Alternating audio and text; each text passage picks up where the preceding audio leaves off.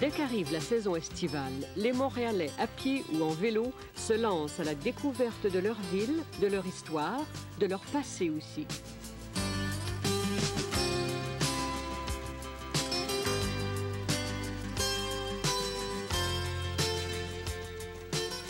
Comme des milliers d'autres cyclistes, j'ai choisi de circuler en plein cœur du fleuve, sur la piste qui longe le canal de la Chine, avec mon guide, Paul-Émile Cadorette de Parc Canada.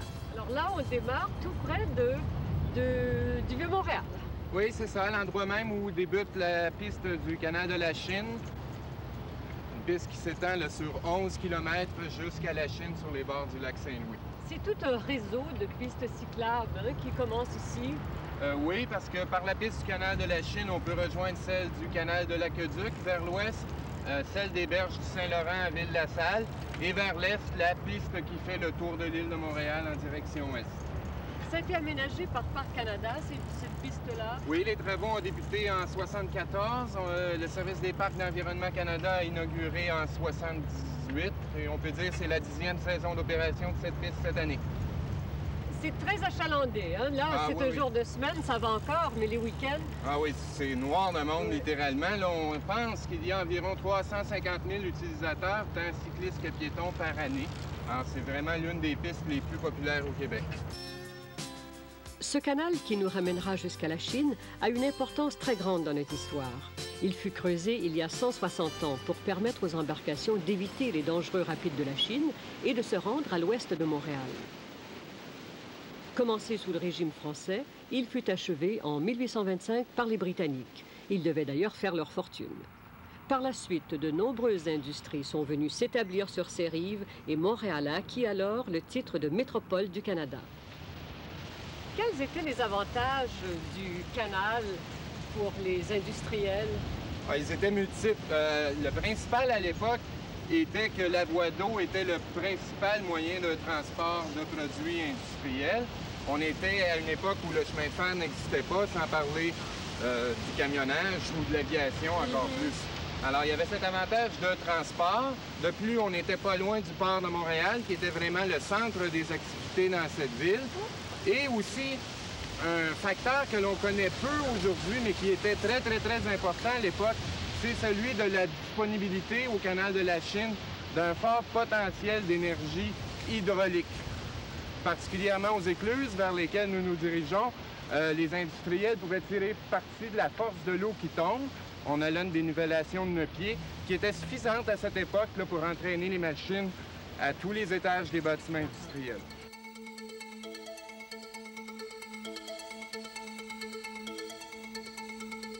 Ces industries qui s'installent de chaque côté du canal sont des minoteries, des raffineries, des fonderies, des industries de pointe, clouterie, scierie, laminoir et bien sûr les industries textiles très florissantes à cette époque. Le canal était alors la zone la plus industrialisée au Canada. Et toutes ces industries maintenant, toutes ces usines sont désaffectées? Oui, l'immense majorité d'entre elles. Le mouvement a commencé dès le lendemain de la Deuxième Guerre mondiale. C'est accentué avec, évidemment, l'ouverture de la voie maritime de Saint-Laurent et la fermeture subséquente du canal ici. Ça a été le déclin du canal. Ah oui, on peut dire que la période là, de 1960 à 1980 a été particulièrement difficile là, pour les quartiers avoisinant le canal de la Chine et pour le canal lui-même.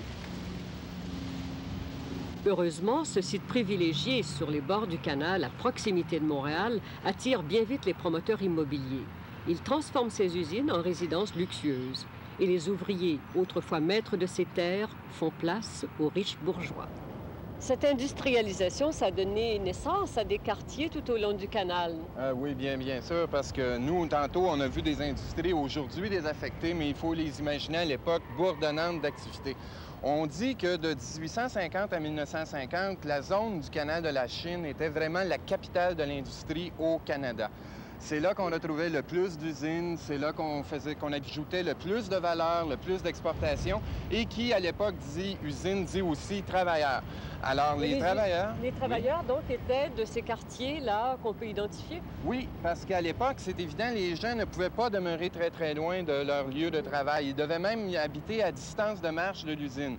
Alors, arrivent en premier les usines et ensuite se développent, 20 ans après, disons, des quartiers qui vont fournir la main-d'œuvre nécessaire à ces usines. Et ces quartiers, aujourd'hui, ils existent encore? Oui, ils existent encore, comme Saint-Henri, devant lequel nous nous trouvons présentement. Le marché à Toiteux. On voit le marché à Toiteux, oui. De l'autre côté, la Pointe-Saint-Charles et Saint-Gabriel, des quartiers qui autrefois étaient même des banlieues de Montréal, comme Sainte-Cunégonde. Saint-Henri était une banlieue aussi.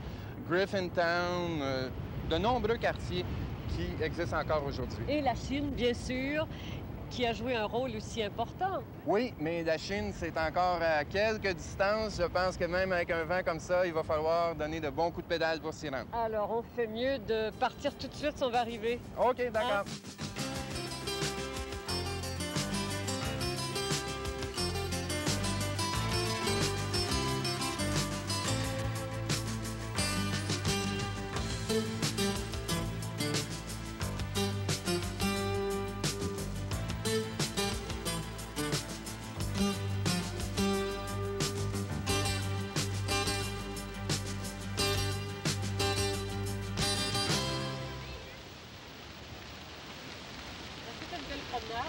Oui, un peu longue, 11 km, faire une journée venteuse comme aujourd'hui, mais ça vaut la peine. On approche des bords du lac Saint-Louis. Là, on arrive vraiment au lieu où se faisait le commerce de la fourrure. Oui, d'une certaine façon, on est un petit peu en amont des rapides de la Chine. On est à l'endroit même d'où partaient ces fameux voyageurs qui gagnaient en canot d'écorce l'Ouest canadien. Et cette maison-là, c'était un lieu de traite des fourrures. Disons, c'est un lieu qui servait au commerce des fourrures, mais ça n'était pas un poste de traite. C'était plutôt un entrepôt parce que c'est de cet endroit même qu'on partait, comme je vous le disais tantôt. Alors, dans cet endroit, on entreposait marchandises de traite qui devaient gagner l'Ouest canadien, mais aussi au retour, évidemment, les fourrures qui étaient acheminées ensuite à Montréal et vers l'Europe. Ça appartenait à un marchand anglais, ça, je suppose? Oui, c'est un dénommé Alexander Gordon qui l'a fait construire en 1803. C'était même un Écossais, car la plupart des grands traiteurs de fourrure étaient des Écossais. Montréal était dirigé par des Écossais pratiquement à cette époque. Et c'est Parc Canada qui l'a restauré? Oui, c'est le Service des Parcs d'Environnement Canada qui l'a acquis en 1977 et qui l'a complètement restauré. Il est conforme à ce qu'il était en 1830, disons environ, et qui a ouvert un musée depuis 1984, où on commémore l'histoire de la traite des fourrures, particulièrement dans la région.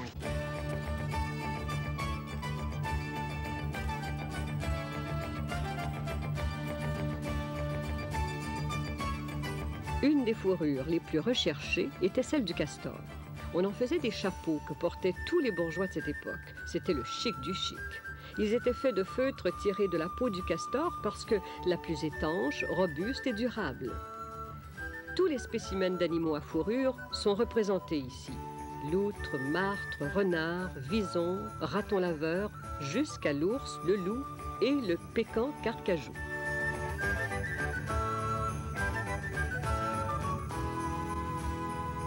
Le canot était le moyen de transport usuel pour atteindre les points de traite.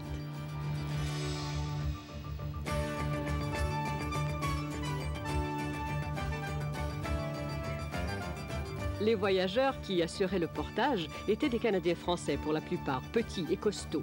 Ils connaissaient bien le monde du canot et avaient de bons rapports avec les Amérindiens.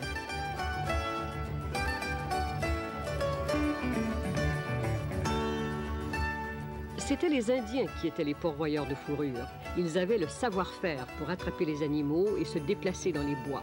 En échange de ces fourrures, ils recevaient du coureur des bois diverses marchandises.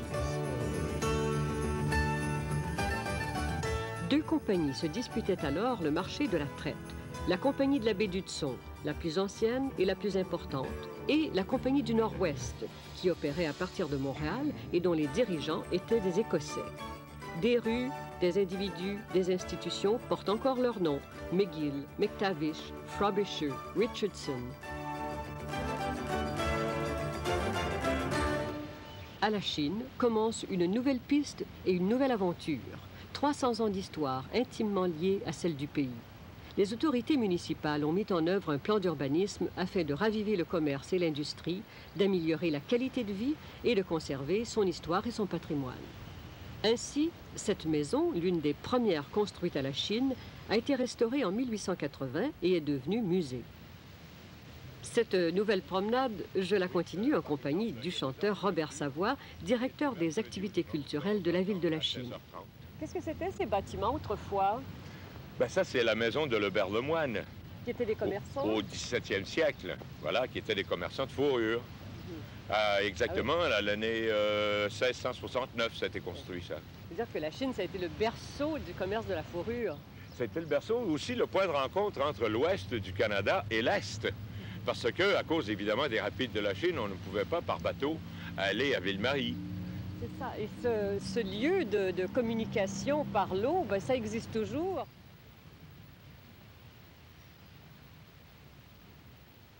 Les expositions permanentes à l'intérieur du musée permettent aux visiteurs de se familiariser avec le mode de vie des premiers habitants de la Chine.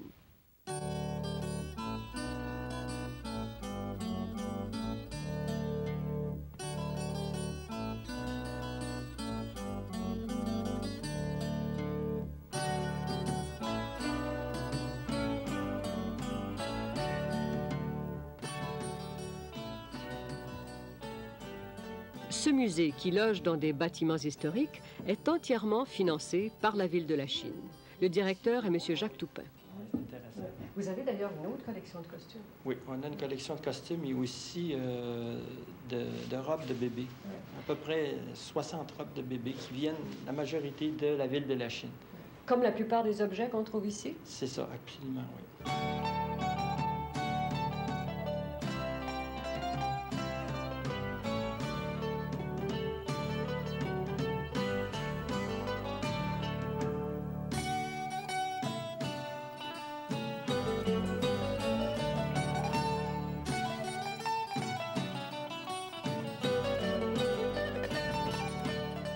Ce bâtiment-là, là où nous sommes, c'était quoi, un poste de traite? C'était un poste de traite, oui. Donc c'était parmi les premiers postes de traite ici à la Chine. C'était pas habité là, par des gens? Non. C'était pour recevoir la fourrure. Ouais. Les gens qui venaient du côté de l'ouest, si vous voulez, ou des Grands Lacs, qui venaient vendre à ces deux marchands de Montréal, qui étaient parmi les plus riches du Canada à l'époque, oui. Lebert et Lemoine.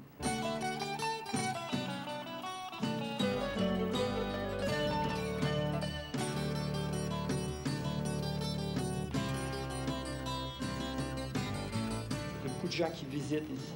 On a environ entre 35 et 40 000 personnes par année qui visitent le musée ici. Ce qui est intéressant, c'est qu'on peut reconstituer la vie quotidienne des habitants de l'époque. C'est ça. En bas, en réalité, c'est ce qu'on met en évidence un peu ce qu'on appelait la chambre commune, si vous voulez, ou la place commune, où les gens vivaient à la journée. Du matin jusqu'au soir, où tout se faisait à l'intérieur. Alors qu'ici, on peut appeler ça le grenier. Et d'ailleurs, dans les écrits, on dit qu'ici, c'est une maison où il y a plein pied et qu'il y a un grenier pour remiser justement les fourrures. En tout cas, c'est une étape intéressante pour le cycliste. Oui. C'est une petite pause historique. Absolument.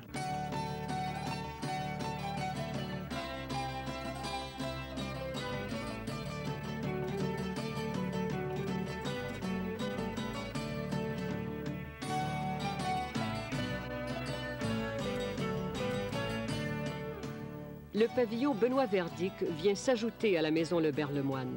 Il fut construit par le gouvernement du Québec à la fin des années 40.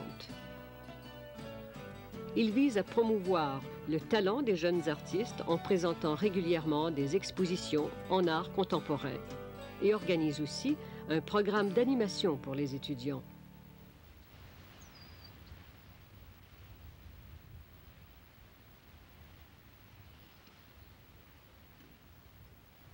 Et nous reprenons la route qui nous mène au parc de la Grande Jetée. Cette jetée qui s'avance dans le lac Saint-Louis guidait autrefois les capitaines de bateaux. Elle servait aussi de brise-glace en empêchant les courants du lac de perturber les manœuvres d'approche des bateaux. Aujourd'hui, c'est un parc récréatif. Ce parc de la jetée, il existe depuis combien de temps? Ça fait depuis septembre 85, si je ne m'abuse. C'est assez récent, alors. Oui, c'est assez récent. D'ailleurs, la grande jetée elle-même, elle existe depuis tout le temps. Sauf que c'était pas praticable. On ne pouvait pas venir ici ni à pied, ni en voiture, ni en camion, ni en tank. Alors, c'est pour ça qu'on a tout refait ça, tout terrassé, planté des arbres. Alors, tout au long de la piste cyclable, on peut voir aussi les sculptures qui ont été faites pendant le symposium de sculpture, comme le caillou qu'il y a là, par exemple, qui est l'histoire du Canada, qui a été gravé dans ce caillou-là. C'est un caillou de granit de 15 tonnes. Du granit du Québec. Du granit du Québec, même du Mont-Saint-Hilaire.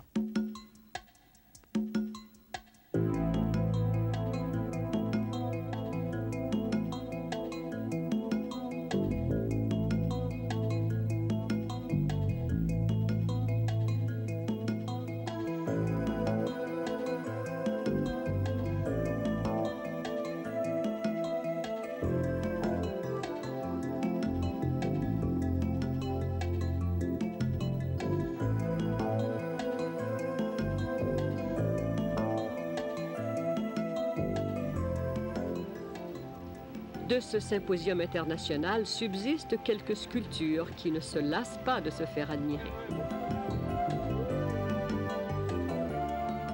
Nous regagnons la Chine en bateau traversier plutôt que par la route.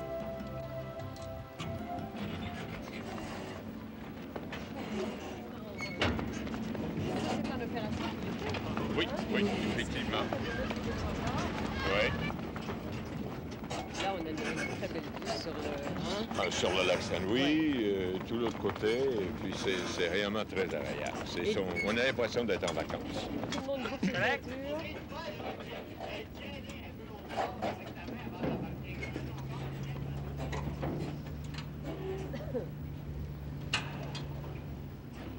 Ce voyage en bateau nous permet de mieux situer les différents sites historiques qui s'offrent à nos yeux.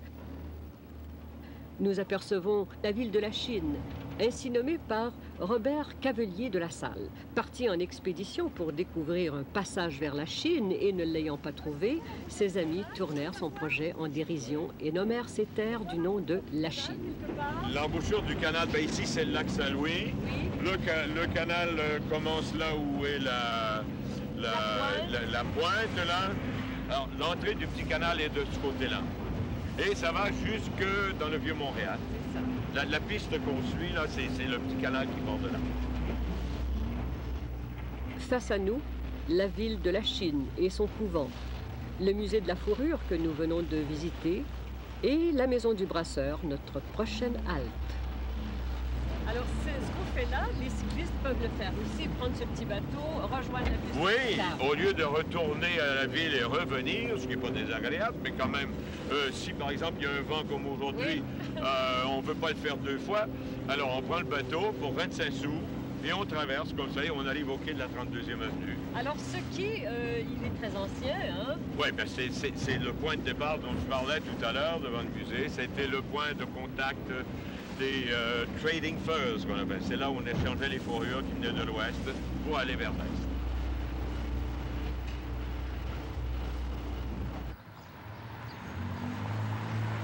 En roulant dans les rues de la Chine, on découvre un autre site que la ville a su préserver, une brasserie, première industrie de la Chine.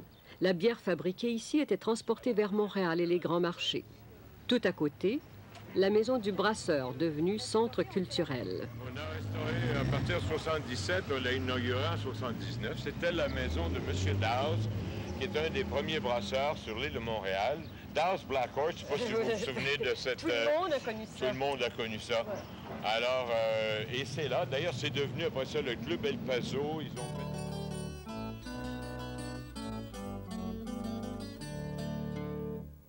Lors de notre passage, on pouvait y voir les œuvres des ateliers de sculpture de la Chine et des artisans du Conseil des arts textiles du Québec.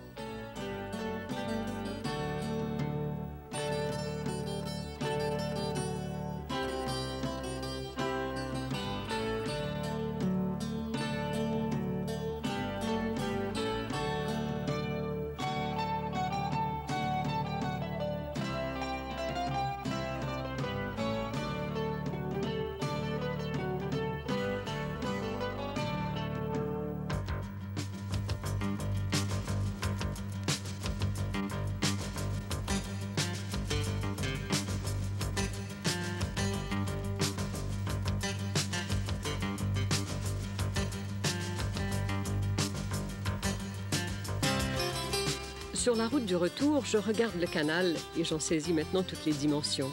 Je songe à la vie des Amérindiens, au commerce des fourrures, à l'industrialisation, à l'immigration irlandaise qu'elle a engendrée. Des pages d'histoire défilent au même rythme que la vitesse du vélo. Voilà une balade à faire en famille. Une façon de voir le passé et d'en comprendre toutes les relations.